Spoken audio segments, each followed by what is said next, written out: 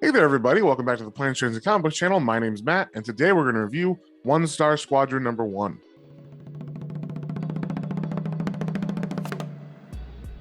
And before we get into that, if you guys would mind sharing, commenting, subscribing, it really helps me out and lets me know what you guys want to see more of. So, with that being said, let's get straight into it. All right, here we go. We got the cover of One-Star Squadron number 1 of 6. It's a limited series. It is by Russell and Liebert. And we start off here. We got a commercial for basically like superhero services, we'll say. There is a company called Heroes for You that is, I guess, gets kind of the D-list characters and whatnot, and we'll get them jobs, but they're not saving the world jobs. They are birthday parties and stuff like that. The example here is you can get personalized appearances with Black Condor, and he will tell you to have a happy bar mitzvah. And this commercial is playing on the TV at Metropolis County Hospital. And it's because these two nurses are showing this gentleman here the video and saying, hey, do you want that? Do you want to do that? And all he says is, evildoers beware. And they're like, good enough for us. I'll call a cab. So basically, he is a patient who has been with them and they're trying to get rid of him. And they showed him this, hoping that he would say yes or something. And what he said was close enough to I want to fight evil that they put him out of the hospital. Then we cut to the actual brick and mortar Heroes for You. And we see Minuteman is very angry about how he's being treated by Red Tornado. And I guess Red Tornado is like in charge of this group right now. But this is all just really here to get a flair for like what Heroes for You is like really on the inside. We see there's internal bickering. We also get like that Red Tornado is kind of always reminiscing about the good old days with Superman and whatnot when he was fighting the Royal Flush Gang and when he was actually on the Justice League and things. And so he's disappointed at where he's ended up. So right about the time that argument finishes up, we see the gentleman who was kicked out of the hospital arrives at Heroes for You, and he's still in his hospital gown. And they're like, oh my gosh, what can we do for you? And Red Tornado really wants to help him.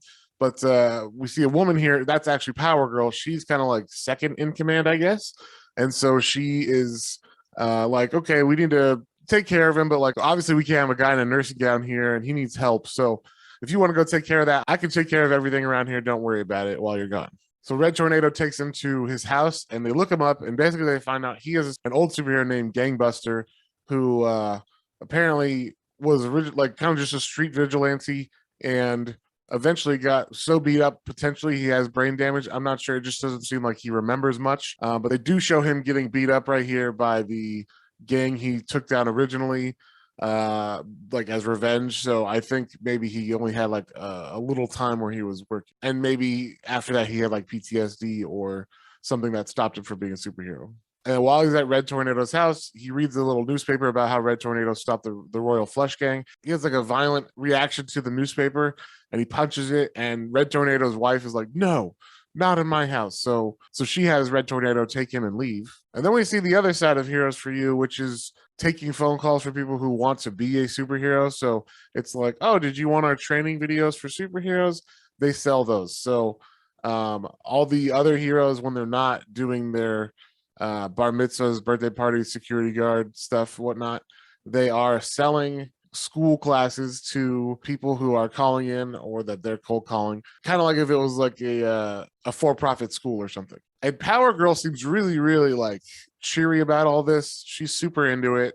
And the reason why she says that is because she read Maxwell Lord's book where he talks about really focusing your life on the prize. So she goes on telling why she read this book. Basically, she got disillusioned with being a superhero and realized, why am I fighting, against reality? I might as well just go with the flow. The only way to get real power in this world is through money. So we cut back to Red Tornado and Gangbuster. Red Tornado has got him some new clothes and stuff and taking him shopping at least. And he says, hey, I found your old address. Let's go there and see if anyone knows you. They go there. The person there says they don't know them and that they just moved in. They head back to Heroes for You, where Gangbuster ends up having to sleep on the couch. And then we see that the woman who was at the door actually does know him because she has all his pictures in the background. And this is where I'm going to end it. I don't want to spoil the rest of it. So this one's kind of an interesting comic because there's like things I liked about it and things I didn't. So I liked all the humor in it. I kind of wish they leaned into that stuff more. There was, the art was great by Steve Lieber.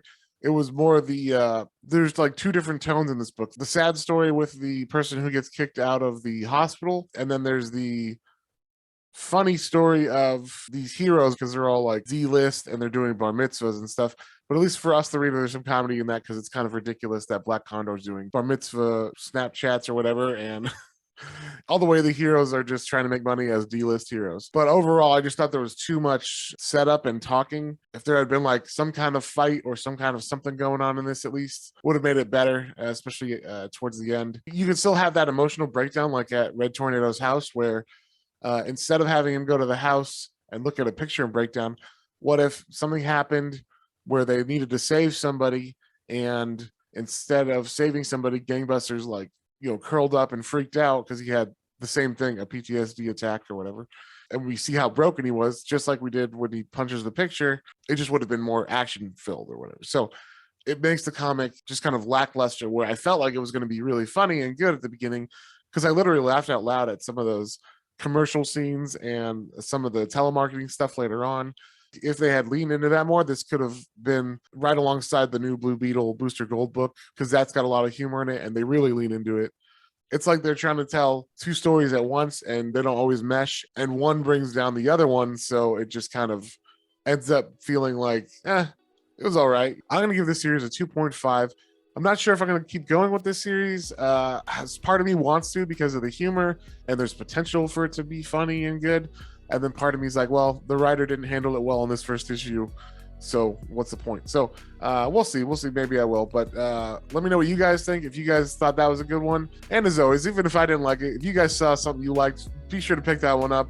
And we will see you guys on the next one.